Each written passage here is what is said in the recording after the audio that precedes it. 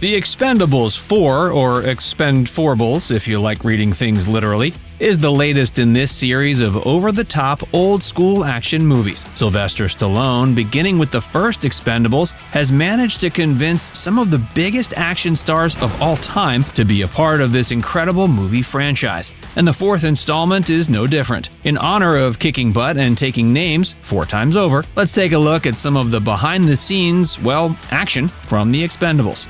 Jason Statham is more than your average tough guy action star. He's a man of many talents, including stunt driving. Statham is known for doing a lot of his stunts, especially any that involved driving. So when it came to doing his own driving stunts on Expendables 3, Statham jumped at the opportunity. And for the most part, things went swimmingly. But on one scary day, things went, swimmingly. Because let's face it, even the most skilled stunt drivers can have things go wrong. While filming, Jason was driving a truck that was supposed to come to a stop just before the water's edge on a harbor, but things did not go as planned. We did a run-through, and his brakes did not.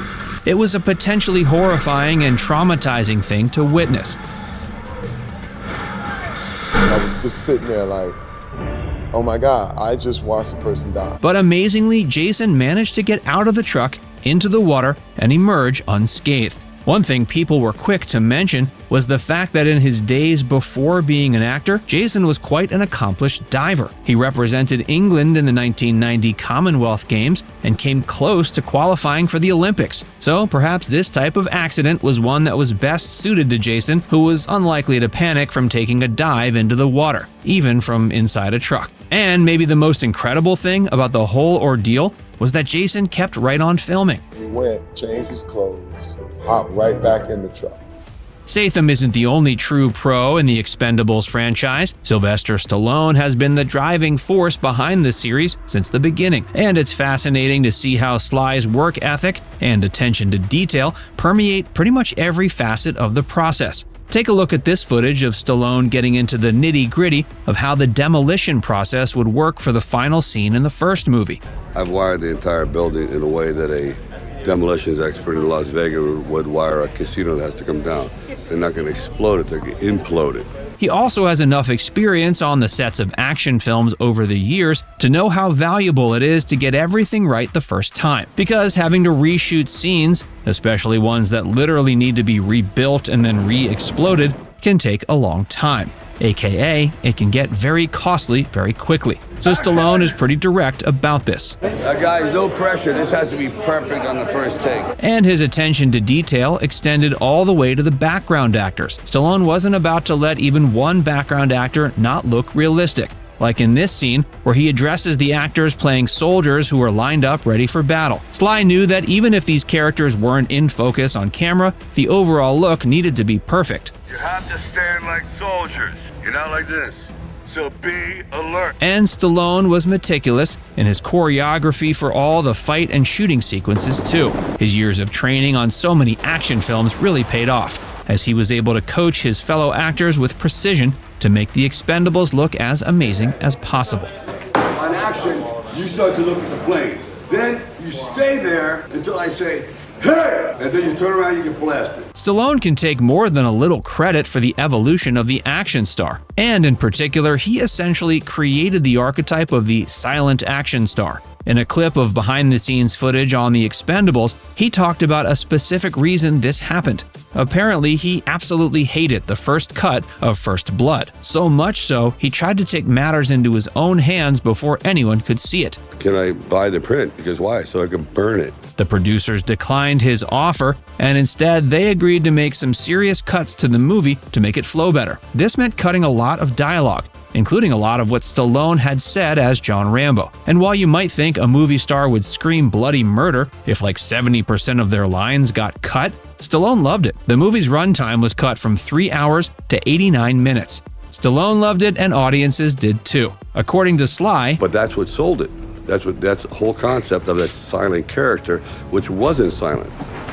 True story. Flash forward through the years since this action classic, and you can trace this type of silent action star archetype all the way to the Expendables movies, and Sly is still around playing them. And yet, Stallone has maintained that even in classic action movies like the Expendables series, there needs to be more than just action. In creating this franchise, he emphasized the importance of showing the humanity in all these action characters. It's hard sometimes for an action actor to show a sensitive side. And because of that, we care about the characters a lot more, and are willing to go on the journey with them through, so far, 4 movies.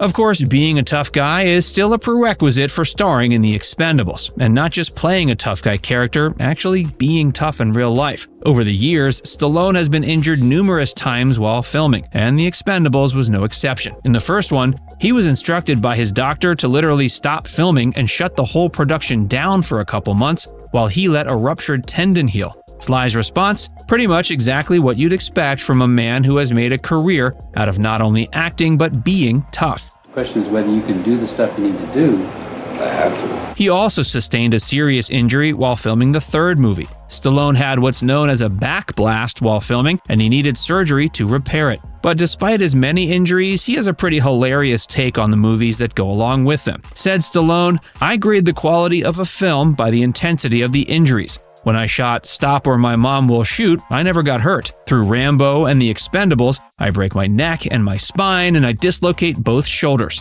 He further joked that if people hear squeaking while he's moving around set, it's not his shoes making the noise, but the metal surgically inserted in his back.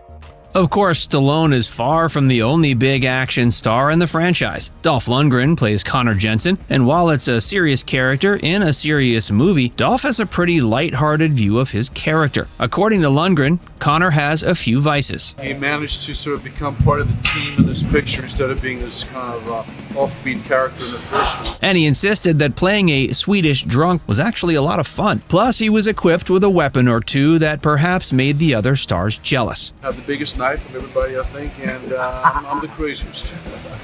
But even with the goofing around on and off set, the cast and crew definitely felt the pressure of continuing the quality of the franchise. ETS interview for The Expendables 2, Terry Crews talked about how sequels have so much pressure to be bigger and better. Everybody's waiting to see how much bigger and better. And the way it's different is that it is bigger and better.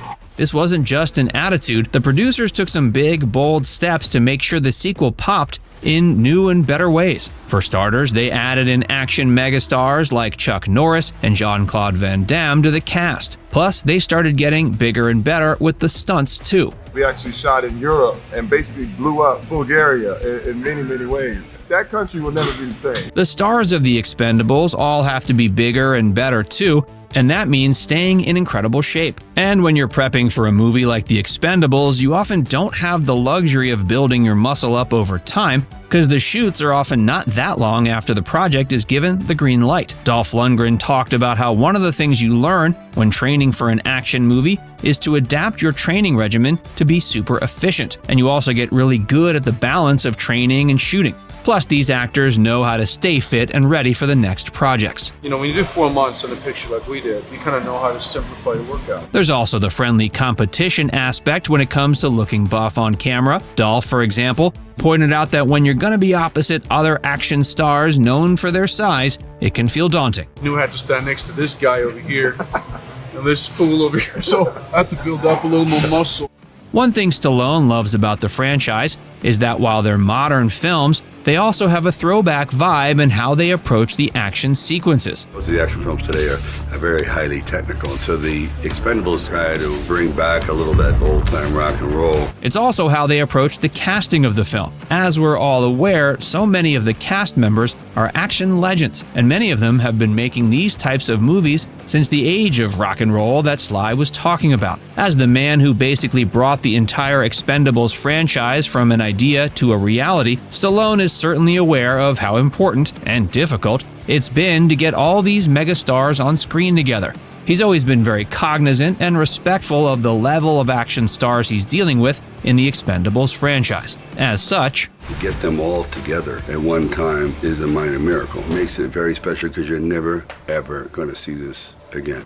Even though Sly and company stayed true to their old-school action roots, when it came time for Expendables 3, they knew some things had to adapt. and a big way to do this was to bring in a younger set of Expendables. I think it has a little bit of everything. It's a throwback, but then again, it's modern because you have the young Expendables. Kellen Lutz, who played one of the young Expendables, seemed to be able to jibe with the older action stars pretty easily. When asked what it was like to be in a movie with a Mount Rushmore of action stars, Kellen jokingly said, "They didn't care about us young guns. They just threw us in. They called us different names. Sly would call me Rhonda all the time." So it seems like there was not only a level of respect that the younger cast had for the legends, but also a playfulness back and forth that allowed everyone to put their egos aside and just focus on making a great product.